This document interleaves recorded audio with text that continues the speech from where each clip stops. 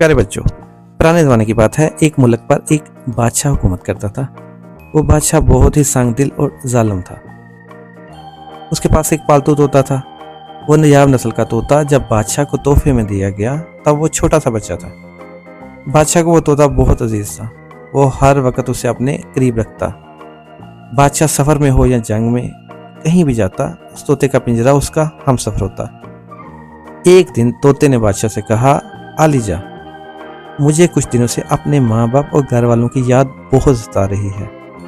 मैं नन्हा सा बच्चा था जब एक शिकारी ने मुझे उनसे जुदा कर दिया था। मैं तब से आपकी खिदमत में हाजिर हूँ। क्या ऐसा मुमकिन है कि आप मुझे कुछ दिन की रुख्सत अनायत फरमाएं ताकि मैं अपने वतन जाके अपने घर वालों से मिल सकूं? बादशाह ने कहा, हरगिज़ नहीं। तुम जानते हो ना, हमारी जान तुम में अटकी रहती है। हम तुम्हें बहुत महबूब रखते हैं। क्या तुम्हें हमारे पास किसी चीज़ की कमी है? क्या हम तुम्हारा ख्याल अच्छे से नहीं रख रहे? फिर तुम्हें अपने वालिदैन की याद क्यों सता रही है? लेकिन तोता बराबर इसरार करता रहा कि बादशाह उसे चंद दिन की छुट्टी अनायत कर दे ताकि वो अपने घर वालों से मिल सके। बादशाह तोते की इस रोज रोज की जिद से तंग आ चुका था। उसने तोते से कहा कि मैं तुम्हें हरगिज़ अपने वालिदैन के पास जाने की इजाज़त नहीं दूंगा, क्योंकि परिंदों की बेवफाई मशहूर है, खास तौर पे तुम तोतों की। तुम अगर एक दफ़ा मेरे पास से चले गए तो तुम कभी भी लौट के मेरे पास वापस नहीं आओगे। तोते ने अर्ज़ की कि आका, क्या आप अपने इस हादम की वफा पे शक कर रहे हैं?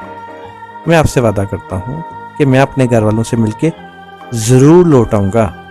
आप मुझे बस एक हफ्ते की छुट्टी इनायत फरमा दें।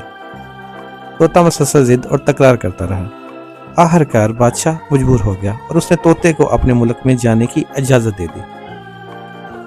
तोता बादशाह की तरफ से इजाज़त पाके बहुत मसरूर हुआ और उसने शाही महल से अपने रिश्तेदारों के लिए बहुत से तोहफे लिए और अपने वतन की तरफ प्रवास कर गया।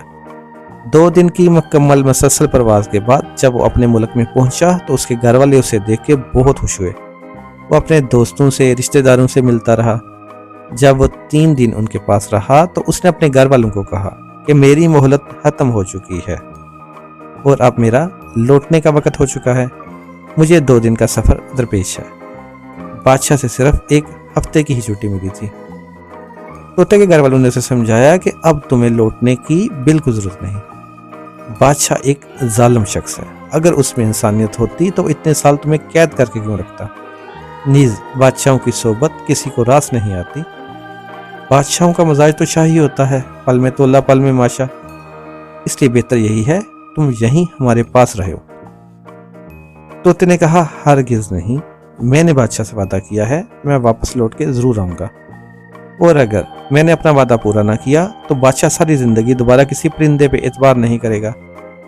जब तोते के घर वालों और दोस्तों ने देखा कि तोता अपनी ज़िद पे कायम है तो तोते के वालिद ने उसे 3 चेरी के फल दिए और उसे कहा कि ये जादुई फल हैं जो हम कोकाफ की सैर के दौरान तोड़ के लाए थे। इस फल को खाने वाला इंसान बेशक जितना भी बूढ़ा हो वो जवान हो जाता है।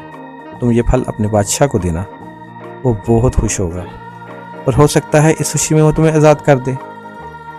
तोता अपने दोस्तों के तोहफे और वो फल लेके 2 दिन की मुसलसल प्रवास के बाद बादशाह के पास पहुंच गया।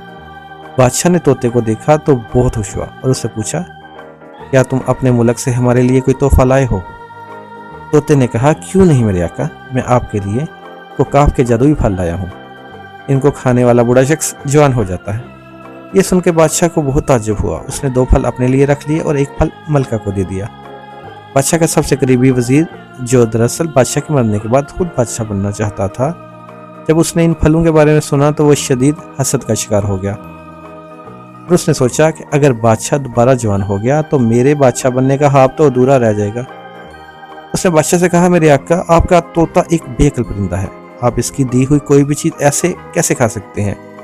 हो सकता है ये फल जहर-ए-लुद हों। पहले वो फल किसी और को खिलाएं, फिर अगर वो सही निकला तो तीसरा फल आप खा लें। बादशाह ने कहा, बिल्कुल ठीक कह रहे हो। जब बादशाह उठ के चला गया तो वजीर ने चेरी के फलों को जहर-ए-लुद कर दिया। अगले दिन बादशाह की खिदमत में 2 बिल्लियां पेश की गई। जब इनको वो फल खिलाया गया तो वह जहरीले फल खाते ही फौरन हलाक हो गई। ये देख के बादशाह गजबनाक हो गया और उसने तोते को फौरन अपने रूबरू पेश करने का हुक्म दिया। طوطا بہت چیخا چلایا اور اپنی صفائی پیش کی، لیکن بادشاہ نے اس کی ایک نہ سنی اور اپنی تلوار سے اس کی گردن اڑا دی۔ اس طرح کافی دن گزر گئے۔ ایک دن بادشاہ اپنے کسی بوڑھے درباری میں شیر پہ غضبناک ہو گیا اور اسے سزا دینا چاہی۔